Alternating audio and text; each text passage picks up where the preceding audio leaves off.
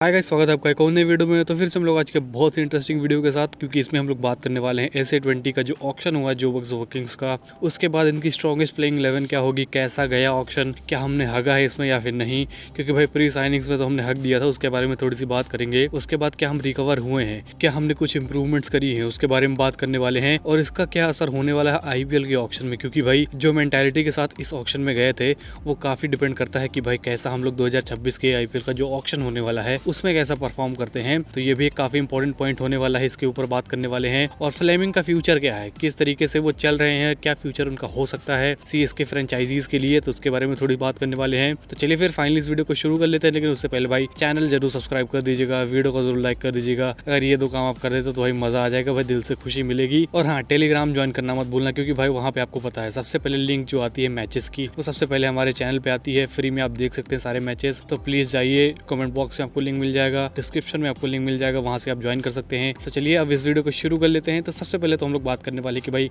Pre signings में हमने क्या किया है। प्री साइनिंग्स में लगभग हमने 20 मिलियन रैंड के आसपास हमने मतलब पैसे लगा दिए हैं। तो क्या ये जो प्लेयर्स हमने 20 मिलियन रैंड लगा के लिए हैं, क्या ये वर्थ इट है? मेरे हिसाब से तो नहीं है, क्योंकि भाई अगर 2-3 प्लेयर्स को हम लोग साइड कर दें, फैफ डू प्लेसेस को भाई कैसे हम लोग भूल सकते हैं, क्योंकि भाई अपने बैक पे वो कैरी कर रहे हैं। मुझे लगता है जो CSK की बैटिंग है, टॉप ऑर्डर जो है वो उनके ही मतलब बल पे चल रहा है। तो चलो उनका तो चलता है कि भाई हमने उनको ले लिया फिर से एक बार। फिर अगर डोनोवन फरेरा की बात करें तो भाई वो तो मुझे लगता है कि इससे ज्यादा भी डिजर्व कर सकते हैं जितना उन्हें मिला होगा। तो भाई उनके ऊपर भी मतलब बात करने से कोई फायदा नहीं है। अकील हुसैन भी ठीक ठाक हैं, लेकिन जो दो और प्लेयर्स हैं, जेम्स विंस और रिचर्ड ग्लीसन, क्या इनको साइन करना इतना इंपॉर्टेंट था? मेरे हिसाब से नहीं था। क्योंकि अगर हम लोग जिन्होंने अच्छा किया ऑक्शन, अगर उनके बारे में बात करें, डरबन या फिर प्रेटोरिया, तो भाई आप देख सकते हैं उन्होंने मतलब जो भी प्लेयर साइन किए हैं वो तो क्वालिटी प्लेयर से पहली बात, और उन्होंने कम से कम प्लेयर साइन करने की कोशिश करी है, क्योंकि उन्हें पता था कि भाई ऑक्शन में डेवॉल्ट ब्रेविस, एडन मार्करम जैसे प्लेयर्स आने वाले हैं। अगर उनको लेना है तो भाई पहले से बजट अपना मतलब बना के रखना होगा और अच्छे प्लेयर्स भी साइन करने होंगे। तो कुछ उस स्ट्रेटेजी के साथ वो लोग आगे बढ़े हैं। तो भाई अगर हम लोग प्री साइनिंग की बात करें तो मुझे लगता है JSK काफी पीछे रह गई, मतलब दिमाग नहीं लगा पाए हिसाब से आप कह सकते हैं।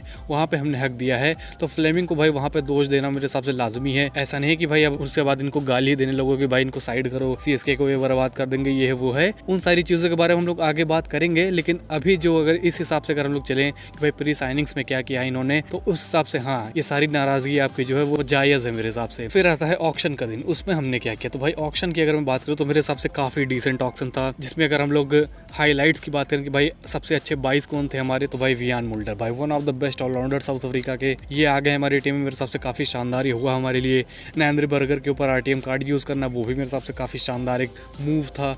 स्टीव स्टोक को उठाना, भाई आपको पता है भाई 13 गेंदों पे 50 आदमी बना चुका है, टॉप ऑर्डर में बैटिंग करता है, बॉलिंग भी कर लेता है, ऑफ स्पिन भी कर लेता है। तो मेरे हिसाब से he is a perfect choice. Under 23 के हिसाब से अगर देखा जाए, अंडर 23 में नील टिमर्स को भी हमने साइन किया है, जो कि विकेट कीपिंग कर सकते हैं, लेफ्ट हैंडेड बैट्समैन है। और जब भी मैं उन्हें देखता हूँ भाई मुझे डेवॉल्ट ब्रेविस की याद आ जाती है, क्योंकि वो भी नो लुक सिक्सर लगाते हैं जितना भी मैंने उन्हें देखा है। तो ये भी काफी हार्ड हिटिंग बैट्समैन है, तो इनके ऊपर भी मतलब मुझे काफी मतलब भरोसा है कि भाई आने वाले फ्यूचर में he is gonna be a problem for other teams, और हमारे लिए काफी अच्छा करने वाले मुझे पता है। फिर रीच टॉपली की बात करें तो वो भी मेरे हिसाब से एक अच्छे मतलब बॉलिंग ऑप्शन मेरे हिसाब से ऐड करते हैं एज अ बैकअप अगर देखा जाए तो। राइली रूसो भी मैंने बताया था भाई इनको टारगेट करना चाहिए, वियान मुल्डर का भी वैसे मैंने बताया था, राइली रूसो का भी बताया था। तो राइली रूसो को भाई हमने बेस प्राइस में उठा लिया है, जो कि जिनके पास एक्सपीरियंस है, हालांकि फॉर्म नहीं था उनके साथ, लेकिन फिर भी भाई एक्सपीरियंस एक हिसाब से कहीं ना कहीं मतलब काम आ जाएगा अगर देखा जाए।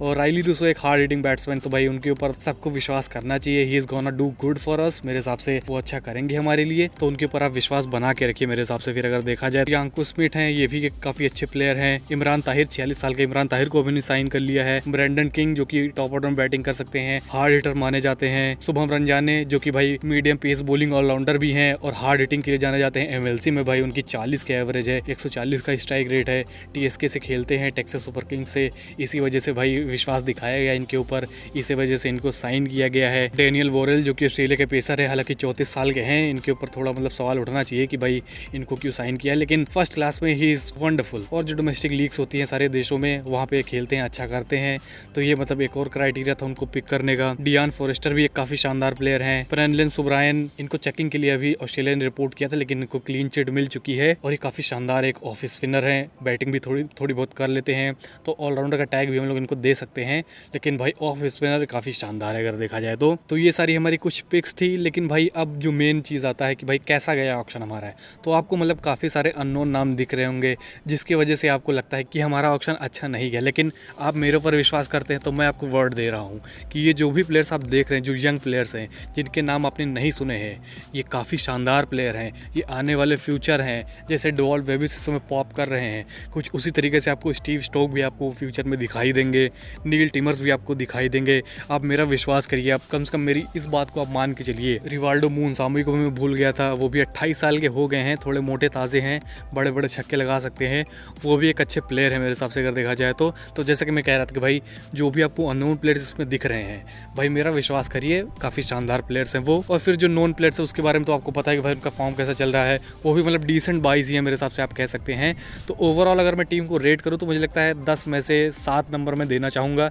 ऐसा मैं नहीं कहूँगा कि भाई ये बेस्ट टीम है, बेस्ट ऑप्शन इनका गया है, लेकिन 3rd 4th बेस्ट मेरे हिसाब से ये टीम है। और अगर ये क्लिक करते हैं जैसा हम सोच रहे हैं, उस हिसाब से अगर ये खेलते हैं तो मेरे हिसाब से ये टीम टाइटल कंटेंडर्स है अगले SA20 सीजन के लिए।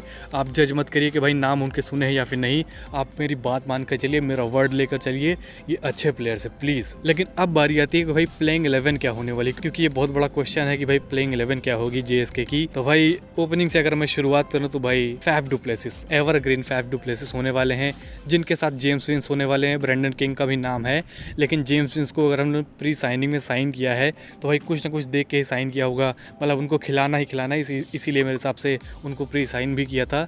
तो भाई ये दोनों प्लेयर्स हो गए आपके टॉप ऑर्डर में। फिर नंबर 3 पे मैं स्टीव स्टोक को खिलाना चाहूँगा। 19 साल के हैं, काफ़ी रैपिड खेलते हैं, हालांकि ये ओपनर माने जाते हैं, लेकिन ये नंबर 3 पे भी खेल सकते हैं। तो भाई मेरे हिसाब से ये परफेक्ट चॉइस होंगे नंबर 3 पे।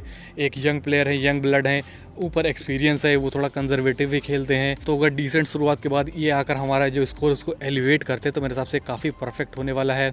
नंबर 4 की अगर मैं बात करूँ तो राइली रूसो होने वाले विदाउट अ डाउट, एक्सपीरियंस ये भी प्रोवाइड करेंगे मिडिल ऑर्डर में।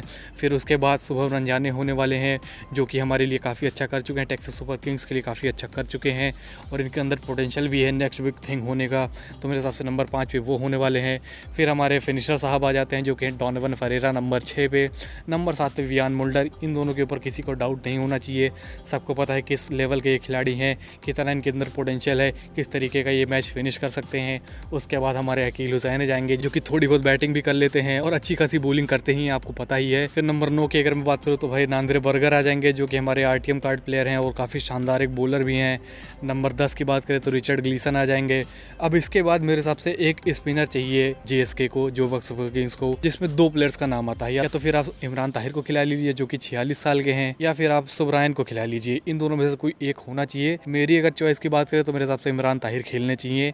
हालांकि 46 साल के हो गए, लेकिन अभी रिसेंट जो CPL में उनका फॉर्म चल रहा है, काफ़ी शानदार फॉर्म चल रहा है, तो भाई उनको मेरे हिसाब से प्लेइंग 11 में होना चाहिए। और एक फादर फिगर का भी रोल प्ले करेंगे जो यंग प्लेयर्स हैं उनके लिए।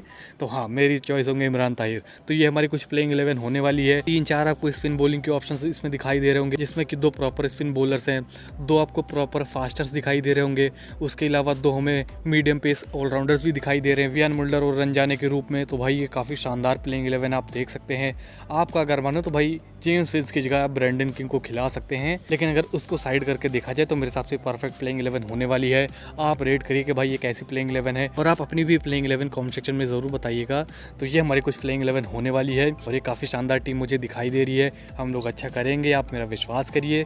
लेकिन अब हम लोग आगे बढ़ते हैं कि भाई स्टीफन फ्लेमिंग का फ्यूचर क्या है, 2026 के ऑक्शन पे इसका असर क्या हो सकता है। तो भाई एक आदमी और बैठा था इनके साथ ऑक्शन में, श्रीकांत नाम का आदमी है, AR श्रीकांत। आपने अब तक नाम सुन ही लिया होगा, क्योंकि भाई जिस तरीके की स्काउटिंग ये बंदा करता है, भाई मैं क्या ही बताऊं, जो प्लेयर से ढूंढ कर लाता है। उसका प्राइम एग्जांपल आप देख सकते हैं सलमान निज़ार। मतलब अभी तो सब लोग जानने लगे हैं सलमान निज़ार को कि भाई 25-26 गेंदों पे 85-86 रन बनाए थे, लेकिन उससे पहले कौन जानता था कि चेन्नई सुपर किंग्स का ट्रायल भी दे चुके हैं। तो आप देख सकते हैं इस बंदे की स्काउटिंग का लेवल क्या है, और इनको अब इंपॉर्टेंट रोल भी दिया जा रहा है चेन्नई सुपर किंग्स में। मतलब अपना इनपुट ये दे रहे हैं, जिसके ऊपर अमल भी कर रही है सारी सुपर किंग फ्रेंचाइजी।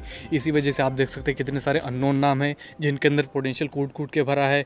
और फिर आयुष मात्रे की बात कर ले, उर्विल पटेल की बात कर लें, सलमान निज़ार की बात कर ले, CSK को इन्होंने रिकमेंड किया। तो आप देख सकते हैं कि भाई इसके अंदर पोटेंशियल क्या है। तो अगर इनके ऊपर अमल करती है, और फ्लेमिंग ने जो भी हगा था प्री साइनिंग्स में, उसके ऊपर मिट्टी डाल दी है। अगर देखा जाए SA20 का जो ऑक्शन गुजरा है उसमें उन्होंने मतलब थोड़ा बहुत रिकवर कर लिया है, तो मेरे हिसाब से उनके ऊपर अभी विश्वास करना चाहिए। मुझे पूरी होप्स है कि भाई IPL का ऑक्शन परफेक्ट जाने वाला है, जैसा कि हम सोच रहे हैं कुछ उसी तरीके से जाएगा। तो चिंता मत करिए, एक सीज़न हमें और देखना फ्लेमिंग का कि कैसे जाता है, उसके बाद हम लोग डिबेट कर सकते हैं कि भाई इनको होना चाहिए या फिर नहीं। अभी के लिए हम लोग इनको छोड़ देते हैं। तो होपफुली आपको वीडियो पसंद आई होगी, मेहनत बहुत लगी इस वीडियो को बनाने में। तो प्लीज भाई चैनल जरूर सब्सक्राइब कर लीजिएगा, वीडियो को जरूर लाइक कर दीजिएगा। थोड़ा सा सपोर्ट हम लोग को दिखाने के लिए ये दोनों काम प्लीज कर दीजिएगा, बहुत खुशी मिलेगी अपने को। और हाँ, टेलीग्राम जरूर ज्वाइन करना। अगर आपको फ्री में मैचेस देखने हैं तो प्लीज जाइए, कमेंट बॉक्स में आपको लिंक मिल जाएगा, डिस्क्रिप्शन में आपको लिंक मिल जाएगा, कहीं से भी आप ज्वाइन कर सकते हैं।